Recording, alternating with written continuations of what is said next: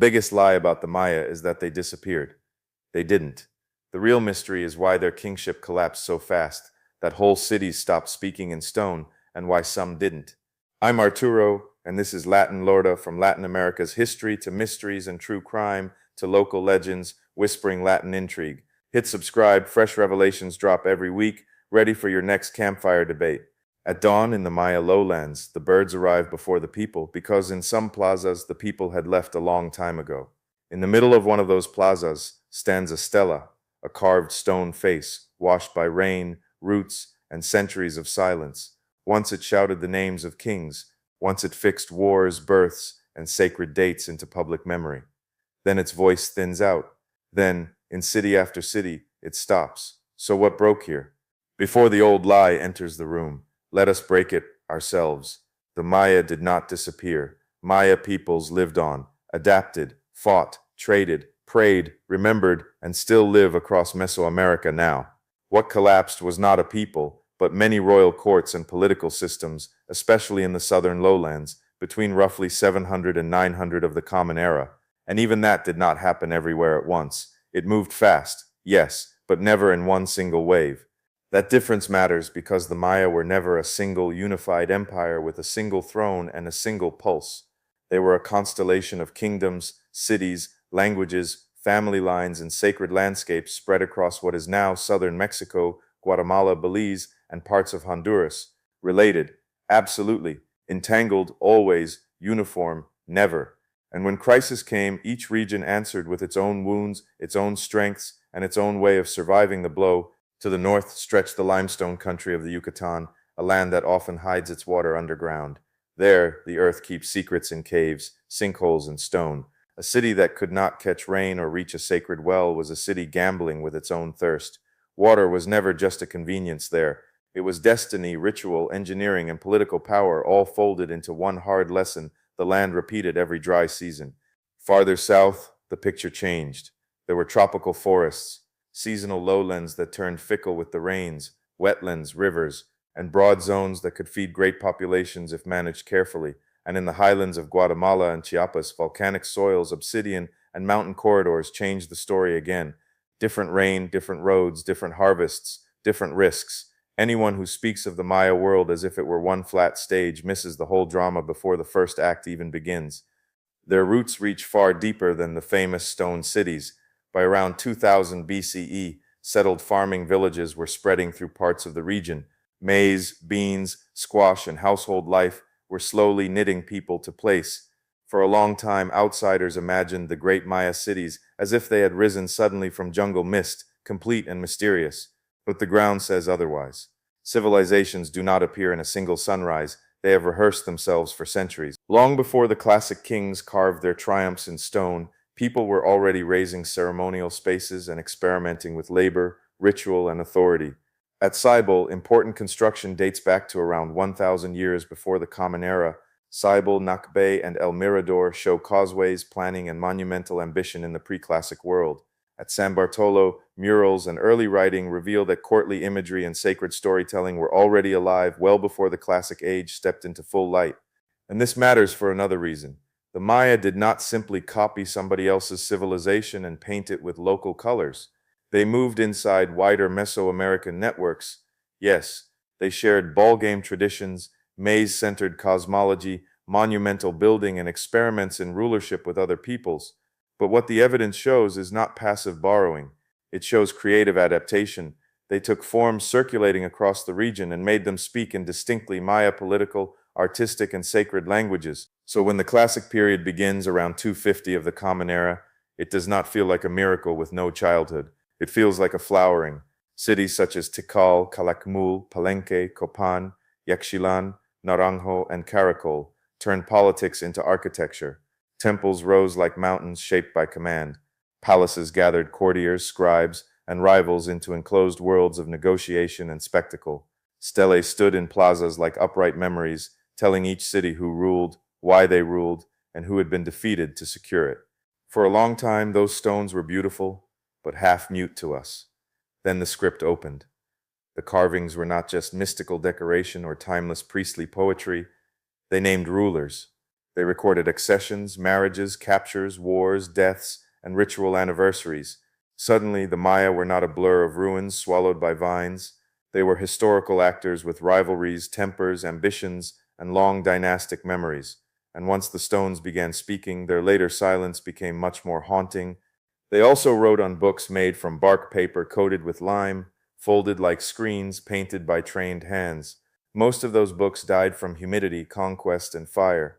Only a handful survived that storm of destruction. So today we reconstruct Maya history from carved mural fragments, painted ceramics, burials, ruined reservoirs, and a library that is mostly lost. That is part of the ache here. We are solving a political mystery with a record that time and empire both tried to erase. At the center of the classic order stood courts ruled by what the texts call holy lords, kings who did not merely govern but performed the balance between ancestors, gods, and the living city. Their authority was dynastic, ceremonial, and public. A ruler had to be seen taking the throne, naming the dead, feeding the gods, humiliating rivals, and keeping sacred time in motion. Power was not only exercised, it was staged, repeated, and made visible until people believed it belonged there. Even within that order, the map kept shifting.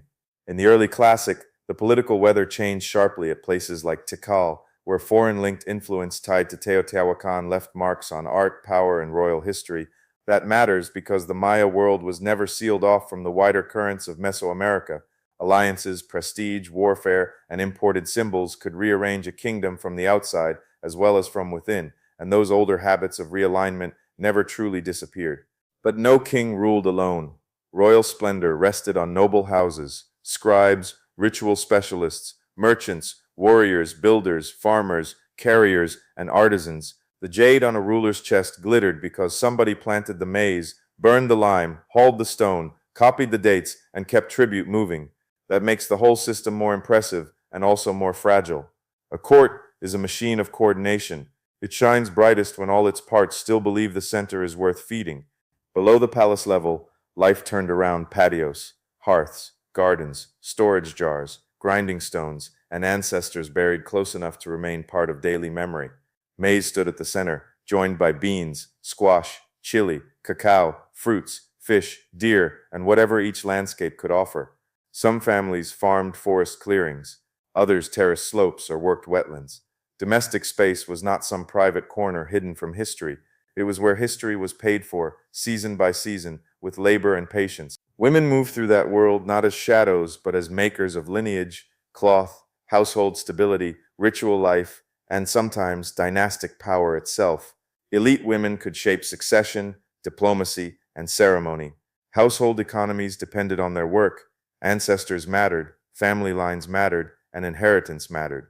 In a Maya home, the sacred was never locked away in a temple far off in the center. It lived in the patio floor, in the buried dead, in the food, in the fire, in the woven things people wore. Religion was not a separate chamber attached to politics. It was inside politics, agriculture, architecture, and war. The cosmos was layered and alive with ancestors, rain powers, maize beings, lightning, caves, mountains, and celestial forces. Rulers bled themselves to open contact with the sacred, not because spectacle alone mattered, but because legitimacy demanded proof that the universe was still listening. If a king claimed to stand between people and cosmic disorder, then every drought, defeat, and omen put that claim on trial, and beneath all that ritual grandeur sat a very practical truth. Cities needed water. In many lowland settings, especially where permanent rivers were scarce, survival depended on catching rain, storing it, protecting it, and moving it through engineered systems. Reservoirs, dams, canals, plastered catchments, ponds, underground cisterns, terraces, and managed depressions were not decorative flourishes, they were infrastructure. A successful ruler did not only wear feathers and speak to ancestors, he helped keep the city alive through the arid season.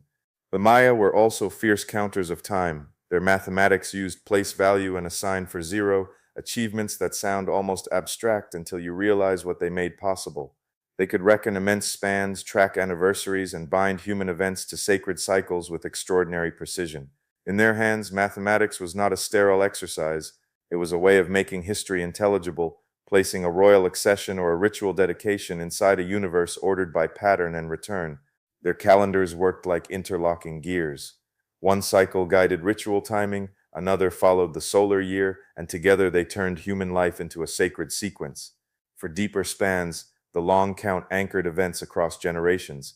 This was no trivial bookkeeping. A ruler could present his reign not as an accident of family luck, but as something fastened into cosmic time itself. A date on a stela was not just a date. It was a claim that this throne belonged in the architecture of the universe. That same logic rose in stone and paint. Temples lifted above the plaza like stepped mountains. Ball courts staged more than sport. Murals at places like Bonampak preserve music, costume, tribute, ceremony, and violence in colors that still feel warm. Painted vessels carried myth and courtly gossip from hand to hand. Art in the Maya world was not decoration laid gently over politics.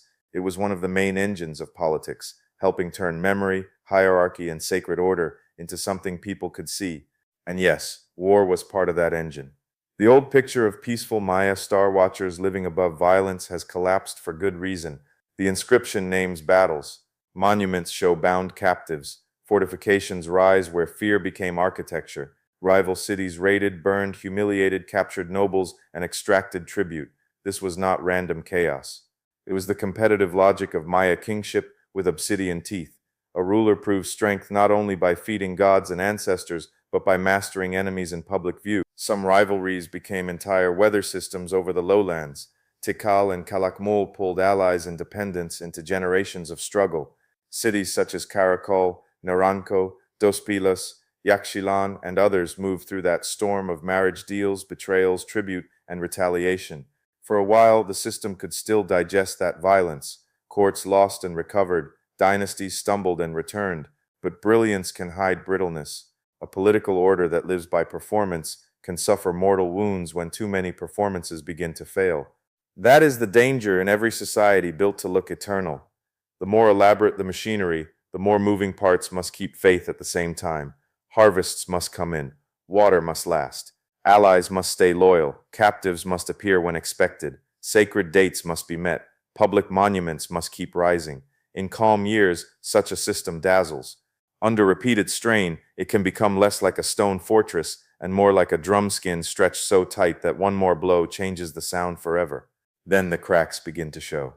At many southern lowland sites, the late 8th and 9th centuries bring thinning inscriptions, fewer monuments, interrupted building programs, troubled palaces, and neighborhoods drifting away from old ceremonial cores. But the pattern is uneven from the first moment.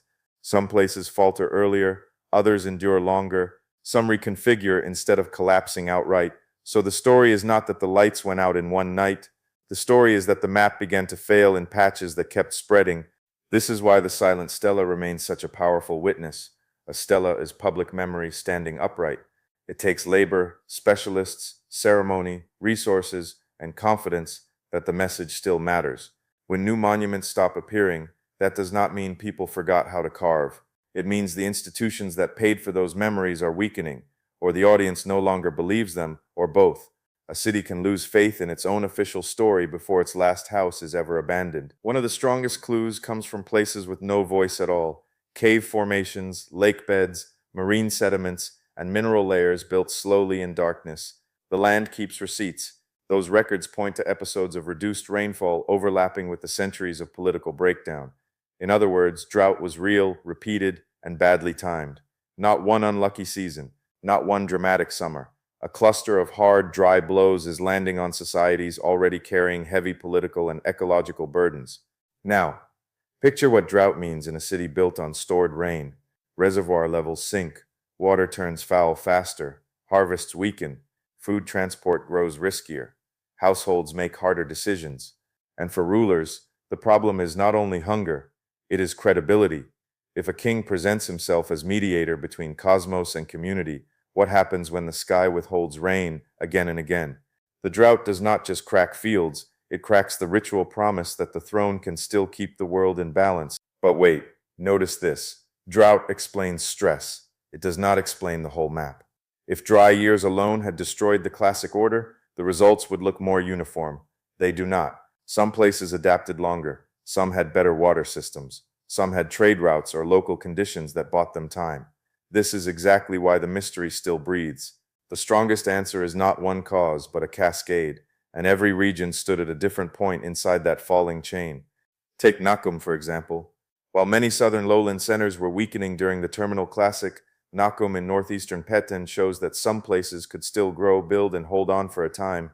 That one city does not cancel the broader collapse. What it does is sharpen the real question. If the same wider world was under strain, why could one center persist longer while another went silent? The answer lies in local combinations of water, power, war, trade, and sheer historical luck. Warfare, meanwhile, seems to harden in the later centuries. What may once have been, in some settings, more contained dynastic conflict begins in places to feel more destructive, more desperate, less theatrical. Defensive walls, ditches, and difficult settlement locations say what carved stones sometimes no longer can. People were bracing for an attack. In landscapes where scarcity rises and alliances fray, warfare stops looking like a display of noble competition and starts looking like a struggle over whether tomorrow can still be trusted. At sites such as Dos Pilas, Aguateca, and Punta de Chimino, that insecurity becomes painfully visible. Defensive choices tighten, political ruptures deepen, buildings burn, some households appear interrupted midstream, as if the people inside expected to come back and never did. These are not abstract trends floating over a map. These are human communities living through the collapse of protection. Once a court can no longer defend its followers or drags them into unwinnable conflict, sacred kingship begins to look less holy and more costly. Dynastic politics could make that cost even worse. Maya rulership was powerful but also narrow, resting on bloodlines, ancestral claims, marriage alliances, and the public repetition of legitimacy. That works beautifully in stable times. Under pressure, it becomes brittle. A lost war, a disputed succession, a split lineage, or a broken alliance can ripple outward through subject towns and loyal households. Suddenly, the family that once embodied destiny looks like just another hungry branch fighting over a diminishing tree. And again the stela returns. When a ruler stops raising monuments, the silence is not artistic fatigue. It is institutional failure made visible. No monument means no clean succession to celebrate, no stable treasury to mobilize, no labor to command, no confidence that the public still wishes to gather and hear the old script. In that sense, the silent stone is almost cruel. It tells us exactly what vanished first in many places, not the people, but the voice of kingship itself. The people below the palace were never passive scenery for elite drama. Families could move, reshape fields, fortify homes, shift loyalties, or refuse the burdens of a court that no longer delivered order. We should be careful, because the record preserves elite voices far more often than ordinary ones. But no royal center falls on its own. A court dies when enough people, by force or necessity or quiet decision, stop feeding the center with labor, food, ritual attention, and belief. From high above, abandonment can look sudden, almost clean. On the ground, it was anything but. One household leaves, another stays. A path is still used, but less often. A shrine is visited after the palace beside it is already empty. Market rhythms thin. Roofs begin to fail. A reservoir silts up. Collapse is rarely a single dramatic exit into the forest. It is usually a long argument between staying and leaving, between memory and survival, between what a place meant and what it can still provide. There is also the slow pressure of landscape strain, population growth in some regions, forest modification, the fuel needed for plaster and monuments, and cultivation in fragile zones may have worn resilience thin. But this part of the story must be handled carefully. The Maya were not fools, unthinkingly chopping down the branch they sat on. They managed landscapes with sophistication for centuries. The problem was not simple ignorance. It was that repeated stress can push even a clever system beyond the margin where adaptation still works. So this is not a bedtime fable about ecocide, where a civilization carelessly ruins nature and then vanishes as punishment. That version flatters the modern ear because it sounds simple and moral. Reality is harder and more human. Environmental strain mattered, yes, but it moved through politics, infrastructure, and unequal power. A region with better reservoirs, better soils, safer routes, or more flexible leadership might bend and survive. Another, under the same sky, might break. Trade may have played its own quiet role in the unraveling. Obsidian, jade, cacao, salt, shell, feathers, ceramics, and prestige goods moved along routes that tied courts to one another. When war intensified and alliances shifted, those arteries could kink or reroute. A city that once sat at the center of exchange could wake up stranded at the edge of a new pattern. And if prestige and wealth helped prove that the gods still favored your dynasty, Losing the root could feel like losing heaven's signature. Meanwhile, the North did not follow the Southern script step for step. In places such as Yucamal and later at Chichen Itza and Mayapan, new political forms and urban energies rose after many Southern courts had already fallen quiet. The post-classic was not a ghostly aftershock, it was another act with different rhythms, different trade systems, and new configurations of power. This is why the word collapse must be handled with care. The Maya world did not end, it changed its center of gravity. And that is exactly where cheap mystery stories fail. Pop culture loves the idea that the Maya vanished into jungle mist because of aliens, prophecies, curses, or some apocalyptic secret hidden in the calendar. Those stories are dramatic, but they all commit the same insult. They erase Maya intelligence. They strip real people of engineering, politics, memory, adaptation, and responsibility, then hand their history to fantasy. The grounded record is far stranger and far more powerful. Human systems under pressure, failing unevenly across a shared world. Try to feel that failure from the ground, not from a drone over ruins. A mother saves water differently from her own mother. A messenger arrives with news that an ally has fallen. A noble house whispers about succession while the harvest weakens. A craftsman waiting for payments that never come. A farmer asks why the king prepares another ceremony when the reservoir line keeps dropping. Civilizations do not collapse only in palaces. They collapse in kitchens, fields, thresholds, and the space between promise and survival. That is why many historians now speak, quietly or openly, of collapses in the plural. Not because they want to complicate the story for sport, but because honesty demands it. Different cities stood at different crossroads of ecology, warfare, infrastructure, demography, and political imagination. One kingdom had better storage but worse enemies. Another had safer routes but a broken dynasty. Another survived longer because local leadership could bend without shattering. A single cause explanation cannot hold that much regional texture without tearing. The best reading of the evidence is a cascade. Drought stressed water and food. Warfare deepened insecurity. Dynastic politics grew brittle. Trade shifted. In some places, local environments have lost resilience. Rulers who once seemed necessary began to look expensive, ineffective, or cursed by failure. Once courts could no longer mobilize labor, loyalty, and belief simultaneously, the machinery of kingship faltered. And once that machinery faltered, the great public language of the classic order, the monument, the palace, the dated inscription, began to fall silent. But even then, the Maya story does not end in ash. Post-classic societies carried forward language, ritual logic, trade, farming knowledge, and political creativity in new forms. Later, highland kingdoms flourished, northern cities developed their own power, independent Maya polities continued to resist imperial conquest long after the classic southern lowlands had transformed. The famous island capital of Nojpetén in Lake Chichen Itza did not fall to the Spanish until 1697. That date alone should bury the disappearance myth forever. And beyond conquest, beyond empire, beyond the tourist postcard of ruins rising through trees, Maya life continued and continues. More than 30 Maya languages remain alive. Communities across Mexico, Guatemala, Belize, and neighboring regions still carry histories, rituals, weaving traditions, agricultural knowledge, local memory, and arguments about the past that outsiders too often claim as their own. So when we speak about the Maya, we are not telling the bedtime story of a dead civilization. We are speaking about people who are still here. That may be why the mystery still grips us.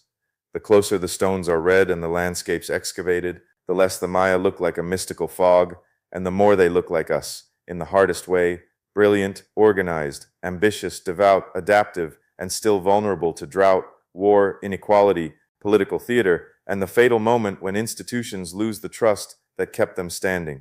The old question was wrong. It was never, where did the Maya go? The better question is, why so many thrones could no longer hold? So we end where we began, in that plaza at dawn. The birds still cross above the carved stone.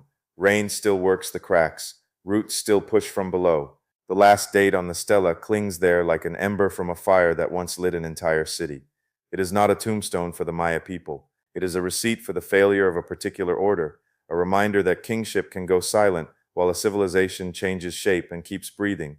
And maybe that is the most unsettling part of all. The jungle did not swallow a people.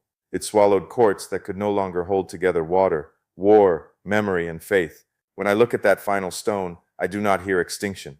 I hear a warning about every system that mistakes ceremony for permanence. So tell me this, when the classic Maya world began to fracture, what do you think broke first? The sky, the throne, or the trust between rulers and the people? Muchas gracias. Thanks for trekking the hidden trails of Latin America with me. If tonight's story unsettled you, subscribe and ring the bell, because Latin America's most intriguing stories are far from over.